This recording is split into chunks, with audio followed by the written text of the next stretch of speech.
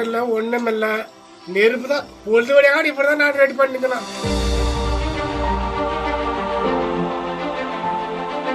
படிக்கிறதுக்கான வசதி, அடிப்படை வசதி எதுவுமே இல்லை சார். இன்னைங்களா பாரு, இப்படியாப்பட்ட இருட்டுல பாம்பு வந்தா சரி, ஜெரி வந்தா தெரியுமா? திருப்பத்தூர் மாவட்டம் வாணியம்பாடி அருகே 10 ஆண்டுகளாக மின்சாரமின்றி ஒரு கிராமமே தவித்து வருகிறது.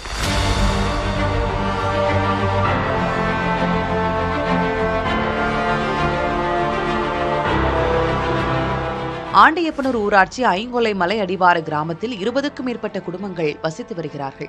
இக்கிராமத்திற்கு இதுவரை மின்சார வசதி செய்து தரப்படாததால் அங்கு வாழவே சிரமமாக இருப்பதாக மக்கள் தெரிவிக்கின்றனர். 40 வருஷம் ஆகும். இங்கே பயம் ரொம்ப, காட்டில் பூசி புழுகு பயம். எந்த அரசாங்கம் வந்தாலும் யாரும் கரண்ட் போட மாட்டேன்னு, பார்த்துக்காரு வழி விட மாட்டேன்னு சொல்கிறாங்கன்னு சொல்லின்னு ஒரு விஷயம் கரண்ட் வந்துருச்சுன்னு சொன்னாங்க. வந்து இடக்கவே இல்லை, அவங்க மூர்ச்சி. படிக்கிற பசங்கள்லாம் இந்த ஒரே லைட்டு தான் சார் இருக்கு. இதுவும் 5 பேர் 10 பேர் கும்பல உக்காந்து இது மட்டும் தான் சார் படிக்கிறதுக்கான ஒரே வசதி.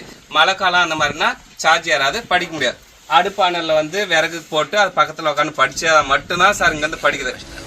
உடனடியாக முதல்வர் விஜய் தலையிட்டு தங்கள் கிராமத்துக்கு மின்சார வசதி செய்து தர வேண்டும் என கிராமத்தினர் கோரிக்கை விடுக்கின்றனர். இதுகுறித்து ஆண்டியப்பனூர் கிராம நிர்வாக அலுவலர் மகேஷிடம் கேட்டபோது, வனத்துறைக்கு சொந்தமான இடத்தை கடந்து ஐங்கொல்லை கிராமத்திற்கு செல்ல வேண்டியிருப்பதாகவும், அக்கிராமத்துக்கு மின்சாரம் கொண்டு செல்ல அனுமதி வழங்குவதற்கு மத்திய அரசிடம் கேட்க வேண்டும் என வனத்துறை தெரிவிப்பதாகவும் கூறினார்.